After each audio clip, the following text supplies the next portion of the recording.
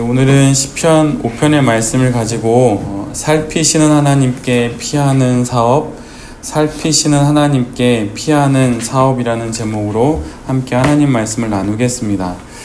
오늘 시편을 함께 보면 무슨 이유에서인지는 알 수 없지만 지금 시인은 공경에 처해 있습니다. 악인에 의해 어려움을 당하고 있는 그는 하나님을 찾는 것으로 이 기도를 시작합니다. 여호와여, 이렇게 하나님의 이름을 부르지요. 위기에 처하면, 그리고 다급하면 우리는 상황을 설명하기 전에 내게 도움을 줄 수 있는 이의 이름을 부르게 됩니다. 마치 어린아이가 엄마의 이름을 부르듯이 말이죠. 그 순간 그가 부르는 것이 진짜 그가 의지하는 것입니다. 시인은 그 위험한 순간에 여호와를 부릅니다. 하나님을 부르죠. 우리 역시 어려움을 당할 때가 있습니다. 특별히 이 사회 속에서 사업을 하며 또 사람을 상대하며 지내다 보면 공경에 빠질 때가 있지요. 그럴 때 도움을 줄 수 있는 사람을 찾아서 그의 힘을 빌어서 좀 문제를 해결하고 싶은 마음이 일어나기도 하고, 또 막무가내인 상대방을 보면서 나도 똑같이 해주고 싶은 마음이 일어나기도 합니다. 그때 그 순간 내가 부르는 것이 바로 내가 참으로 의지하는 것이 되지요. 며칠 전에 좀 오랫도록 알고 지내는 어느 분과 이야기를 나누게 됐는데, 그분도 우리 베랩 식구들처럼 사업을 하시는 분이에요. 근데 그 사업을 이제 정리하게 되었습니다. 아직은 저보다 연배가 있으시지만 아직은 좀 젊은 분이신데 사업을 정리하게 되었어요. 근데 여러 가지 일들을 하면서 좀 사업을 잘 해보려고, 믿음은 없으신 분이지만 옳고 바르게 해보려고 하다가 직원도 한 3분 정도 되는데 이제 사업을 정리하게 된 것입니다. 그래서 그 3분에게 애초에 처음 이제 채용할 때부터 사업이 좀 어렵게 될 때가 있을 수 있는데, 그때가 되면 내가 미리 이야기하겠다. 넉넉하진 않지만 미리 한 달 전쯤에 이야기하고 한 달 동안 그냥 회사에 나오지 말고 대신에 급여를 줄 테니 새로운 직장을 알아보도록 해라. 이렇게 처음 채용할 때부터 얘기를 했다는데 이제 그때가 온 거예요. 그래서 그렇게 직원들이 7월 달부터 이제 출근하고 있지 않다라고 이야기하면서 여러 이야기를 꽤 긴 시간 저에게 이제 함께 이야기를 나눴던 게 바로 며칠 전의 일이었습니다. 이렇게 어려움을 당하니 이제 막막하게 되는 것이죠. 근데 우리 모두는 그리스도인입니다. 그분은 아직 믿음이 없기에 하나님을 부르시지는 않았지만 우리는 모두 그리스도인이기에 어려움을 당할 때 하나님을 먼저 불러야 하는 것이죠. 물론 기도 가운데 다른 이에게 도움을 요청할 수도 있습니다. 그러나 그 도움 요청이 때로는 더 큰 위기를 몰고 오기도 하고, 때로는 그 도움을 받기 위해서 정말 비굴하게 또 자세를 낮춰야 할 때도 있지요. 신앙이란 지난번에 한번 말씀드렸던 내용인데, 하나님 사랑이라고 하는 단일한 질서 안에 모든 것을 놓는 것이라고 말씀을 드렸습니다. 위기의 순간, 또 어려움에 처한 순간 내가 지금 어떤 질서 가운데 있는지 그대로 드러납니다. 그리스도인 사업가는, 또 직장인은, 또 그리고 목회자는 바로 이 하나님 사랑이라고 하는 단일한 질서 속에서 위기의 순간에 사람이 아닌 하나님을 먼저 찾는 사람입니다. 하나님을 먼저 부르는 사람이죠. 하나님을 사랑하는 사람이 하나님의 뜻에 어긋나는 선택을 할 리 없는 법인 것입니다. 그래서 이 질서 속에서 주는 도움을 다 받는 것도 아니고 자기의 의로움으로 뻣뻣하게 버티는 것도 아니며 가장 알맞은 자세와 태도를 갖고 이 위기를 지나는 것이죠. 여러분은 위기의 순간, 또 어려움의 순간 누구를 부르십니까? 누군가가 누가 봐도 아는 자신의 아내요 남편인 배우자를 굳이 나의 남편, 또 나의 아내라고 부르는 것은 좀 낯선 장면일 겁니다. 그런데 오늘 시편을 보면 시인은 주님을 이렇게 부릅니다. 나의 왕, 나의 하나님. 시인이 이렇게 부르는 이유는 지금 시인에게 하나님이 마치 이 상황과 사태에 전혀 관심이 없는 그의 하나님처럼 느껴지기 때문일 겁니다.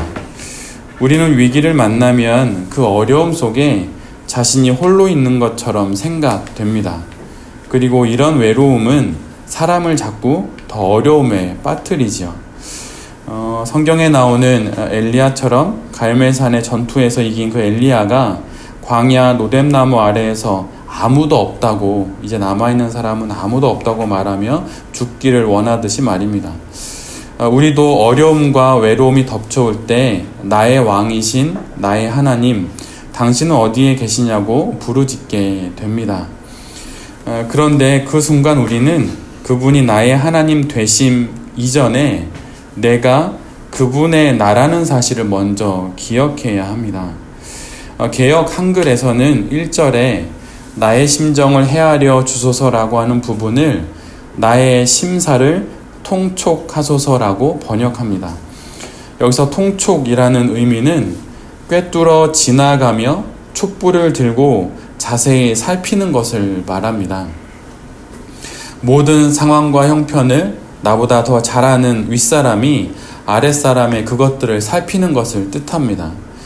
지금 시인은 하나님께 이것을 간구합니다. 어느 누구에게도 말하지 못했던 마음속 일들을 하나님께 살펴달라고 말하는 것이죠. 하나님께 우리는 그분의 살피심을 받는 내가 됩니다. 이것이 먼저입니다. 나의 하나님이기 이전에 먼저 우리가 그분의 내가 됩니다.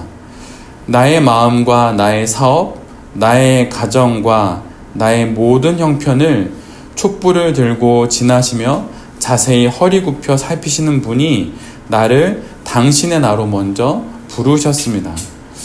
이것을 기억할 때 또 하루 눈을 떠 아침을 맞고 살아갈 수 있는 것이죠.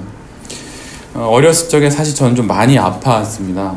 저녁에 한 6시 넘어서 뭘 먹으면 꼭 체했어요. 그래서 아주 어린 기억에 6시 이후로는 아무것도 안 먹겠다 이런 결심을 한 적이 있습니다.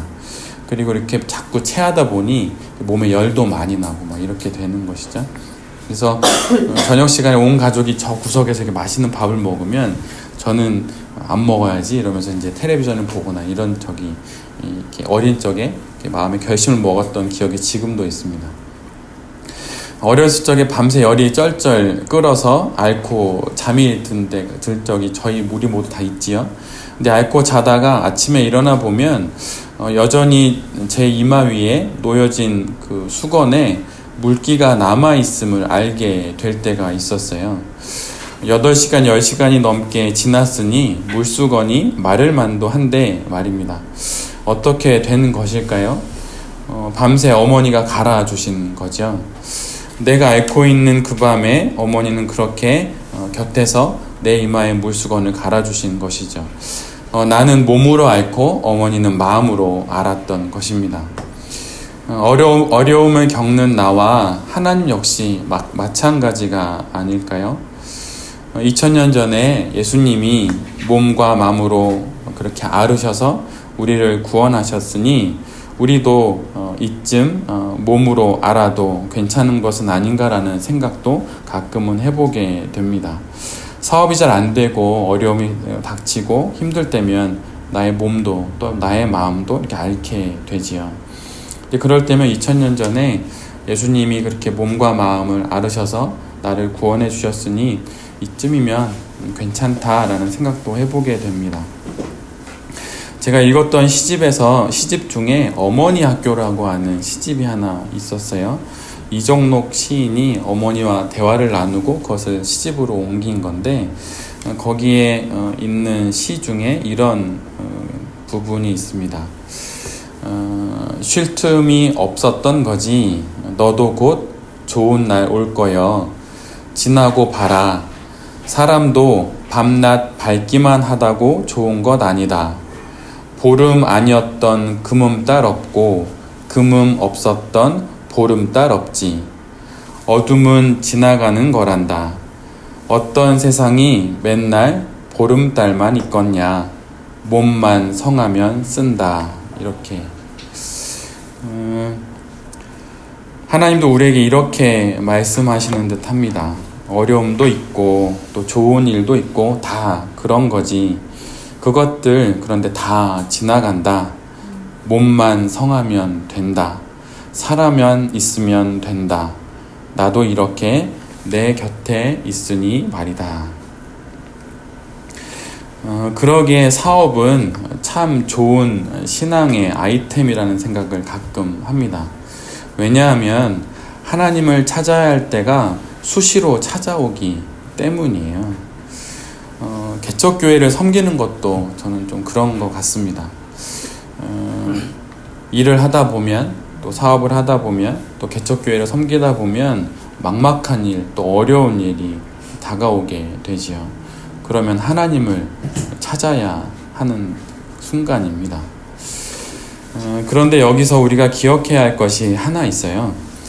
하나님의 품에 안겨서 그분의 살피심을 받고 있음을 아는 사람은 반드시 이렇게 돼야 한다라는 생각을 해서는 안 된다는 것입니다. 그것은 맡기는 게 아니기 때문이에요. 맡긴다는 것은 이제 그분의 처분을 기다리는 것이죠. 신앙을 하나님에 대한 전적인 의존의 감정이라고 말했던 사람도 있습니다. 의존한다는 것은 그냥 맡기는 것이죠. 그래서 나보다 나를 더 잘하시는 그분이 이끄실 것이기에 변화가 있는 것은 당연한 일입니다. 제가 그리 오랜 세월을 살아보지는 않았지만 또 그렇다고 그리 짧지도 않다고 생각은 되지만 절대로 또는 반드시라고 말하는 사람들만큼 위험한 사람은 없다는 것을 저는 경험하게 됩니다. 신앙, 달리 말하면 하나님의 품에 안긴 경험을 한 사람은 내가 모르는 하나님의 계획이 있음을 인정할 수밖에 없습니다. 지금은 내가 죄인으로부터 어려움을 당하지만 언제든 내가 그런 사람이 될 수도 있는 법입니다. 악이 가까이 있을 때 악에 의해 어려움을 당하지만 악에 의해 영향을 받을 가능성 또한 열려 있습니다. 그래서 오스왈드 챔버스가 이런 말을 했는지도 모르겠어요. 하나님을 멀리하면 우리는 악을 고려하게 됩니다. 하나님을 멀리하고 자꾸 어려움에 처해 있다 보면 어느새 내가 자꾸 그쪽으로 쏠리게 된다는 것입니다. 그래서 실은 우리는 아침마다 하나님을 찾아야 해요. 눈 한번 감아버리면 하나님 없이도 이 일을 그냥 풀어버릴 그런 객기가 생기기도 하기 때문입니다. 악을 고려하지 않는 법과 또 악을 피하는 법은 하나님을 가까이 하는 것입니다. 그리고 하나님께 피하는 것이죠. 악을 보며 선을 향해 달려가는 것, 또 악을 보고 하나님을 향해 달려가는 것이 우리가 해야 할 일입니다. 악을 만나본 적이 없어서 선을 선택하는 것이 아니라 악이 가득한 그 숲을 속에서 하나님을 향해 달려가는 것이 우리가 해야 할 일입니다. 악이 넘쳐나는 세상에 한 줌의 선한 하나님의 뜻을 붙는 것이 우리가 공경 가운데 또 어려움 가운데 사업을 하는 것의 의미입니다. 사업가는 실은 꿈꾸는 사람이 아닌 깨어있는 사람이 되는 것이라는 생각이 들어요. 꿈꾸는 사람은 자신밖에 모르지요. 채색 옷을 입은 요셉처럼 말입니다. 그러나 그 꿈에서 깨어난 사람, 깨달은 사람은 고난을 통해 사람을 구합니다. 사람을 살리지요. 고난을 지나며 꿈에서 깨어난 요셉처럼 말입니다. 고난을 통해 우리는 꿈에서 깨어날 수 있습니다. 사업에 대한 꿈에서 깨어나 하나님을 향해 달릴 수 있게 됩니다. 꿈꾸며 채색 옷을 입느니 꿈에서 깨어 하나님을 향해 달리며 사는 것이 더 좋은 것은 아닌가 하는 생각을 해봅니다. 물고기에게 물이 당연하듯 인간인 우리의 삶의 어려움과 또 악은 당연한 조건입니다. 그게 없기를 바랄 수는 있지만 그것이 없는 상황은 없어요. 그리고 언제든 나 역시 그 악의 영향을 받을 수 있음도 우리 모두가 알아야 합니다.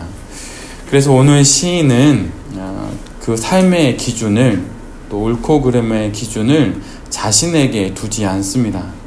내가 선하기 때문에 저 악인들을 벌하여 달라고 말하지 않아요. 지금 그가 하나님을 의지하는 것은 자신의 선의와 옳음이 아닙니다. 그에게 악의 요소가 없기 때문이 아니에요. 그가 의지하는 것은 하나님의 성품입니다. 내가 옳고 이 옳음의 기준에 따라서 그 기준을 안고 하나님을 의지하는 게 아니에요. 내가 옳기 때문에 하나님 나 도와주세요 이렇게 말하는 게 아니라는 거예요. 자신에게 악의 조건이 없기 때문에 주님 저를 도와주시는 게 마땅합니다 이렇게 말하는 게 아닙니다. 그가 하나님께 도움을 요청하는 그것은 하나님의 성품을 보고 도움을 요청하는 거예요. 하나님은 악을 싫어하시는 분이라는 것과 지금 그 악인들이 하나님을 배역하는 자들이기 때문에 물리쳐 달라는 것입니다. 오늘 본문에 보면 배역이라고 하는 단어가 나오는데 유진 피터슨은 그 본문을 이렇게 번역을 했어요. 배역하는 사람들, 그 악인들을 가리켜서 주님을 내치는 자들 이렇게 번역을 했습니다. 자신을 내쳤기 때문에 그들을 벌하라고 말하지 않고 하나님을 내쳤기 때문에 그들을 벌하라고 말씀을 합니다. 나의 사업에 해를 끼쳤기 때문에 그를 벌하라고 말하지 않아요. 자신이 옳기 때문에 그들을 벌하라고 말하지 않습니다. 하나님이 악을 미워하고 저들이 선하신 주님을 내쳤기 때문에 저들을 벌해달라고 말합니다. 시인은 하나님께 내침을 당할지 모르지만 그래도 두려움 가운데 주님께 피하기로 결정합니다. 주님께 향하기로 결정합니다. 공경에 처했을 때 모든 사람이 선을 선택하는 것은 아닙니다. 어떤 이들은 더욱 악을 향해 달려가기도 합니다. 더 큰 악으로 이기려고 하지요. 조각난 자신의 마음을 무기 삼아 더 날카로워지기로 결정합니다. 악이라고 하는 한자는 버그마자와 마음심자가 합쳐진 말인데 여기서 아자는 자세히 보면 중국의 그 집터, 그 터나 또는 무덤을 모양을 위에서 이렇게 내려본 모양이에요. 그래서 마음의 무덤과 같은 그림자를 드리우게 하는 것이 악이라고 하는 것이죠.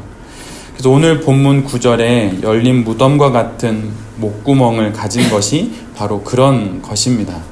또한 사방이 꽉 막힌 집과 같이 마음을 갇혀있게 하는 것이 악이라는 뜻도 됩니다. 이렇게 무덤에 검은 그림자가 드리워졌을 때 시인은 하나님을 향하기로 결정합니다.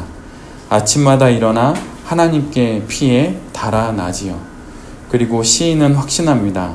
하나님께서 당신에게 피하는 자들을 방패로함 같이 지켜주실 것을 확신합니다. 내가 옳기 때문에 나의 사업을 힘들게 하는 사람을 벌하시는 분이 하나님이 아니세요. 그분의 선하심에 반하는 이들이 있기 때문에 그들을 벌하는 것입니다. 내가 만약에 그들과 같이 하나님을 내치며 나의 사업의 번창함을 꿈꾼다면 나도 역시 하나님의 벌을 받게 될 것입니다. 사업을 하다 보면 어려운 이들을 만나게 됩니다. 사업의 파트너로 나에게 프로젝트를 주고 아니면 처음 시작했는데 일을 진행되는 과정에서 자꾸 계약 조건을 바꾸거나 아니면 더 많은 것을 자꾸 요구하게 되죠. 저는 잘은 모르지만 그런 일들은 많이 있는 것 같아요. 그럴 때 그냥 내가 아는 모든 인맥을 동원해서 그냥 무너뜨려 버릴까, 아니면 그냥 계약을 때려치워 버릴까, 막 이런 여러 마음이 들 수 있습니다. 근데 그때 우리 모두가 가장 먼저 해야 할 것은 나의 사업을 살피시는 그 하나님의 이름을 부르고 그분께 피하는 거예요. 개척교회를 하다 보면 여러 어려움이 있을 수 있습니다. 그럼 누구를 부를까요? 나에게 도움이 되고 나에게 호감을 갖는 분을 불러야 하는 것인가요? 그렇지 않아요. 하나님을 불러야 하는 것입니다. 이 교회를, 이 사업을 나보다 더 사랑하시는 분이 하나님이십니다. 우리 모두 사업을 합니다. 이 사업을 처음 시작할 때 그때의 첫 마음 있지 않습니까? 하나님, 또 다른 작은 교회로 이 사업을 시작합니다. 그런 마음 아니었을까요? 근데 그 교회가 어려움을 당하고 사업이 어려움을 당하면 누가 보살펴 주실까요? 그것은 나의 사업에 호감을 갖는 사람들, 나의 사업에 도움을 줄 수 있는, 나를 잘 봐주는 사람들, 그런 사람들이 결코 아니에요. 나의 사업과 나의 교회를 지나시며 촛불을 드시고 이렇게 자세히 살펴주시는 그 하나님이 결국 나의 사업을 살리실 분입니다. 이제 가장 무더운 여름의 한가운데를 우리 모두는 지나게 됩니다. 무더위보다 더 힘든 일들을 만나고 계신 분이 이 가운데 있을 수도 있습니다. 또 반면에 형통 가운데 있을 수 있는 분도 계시지요. 그 모든 상황, 모든 형편 가운데 여전히 나와 나의 사업을 살피는 하나님을 향해 피할 수 있는 우리 모두가 되기를 빕니다. 이 무더위 가운데 피서하듯이 나의 사업의 어려움 가운데 하나님께 피할 수 있는 우리 모두가 되기를 빕니다. 그럴 때 방패와 같은 하나님의 은혜와 또 의인에게 주시는 복을 여긴 우리 모든 베레베 가족들이 누리게 될 것을 저는 믿습니다. 여기는 우리 모두가 그렇게 살펴주셔서 우리를 도우시는 그 하나님께 피함으로 내게 주신 모든 사업들을 아름답게 잘 감당하는 그런 또 한 주가 될 수 있기를 간절히 기도드립니다. 아멘.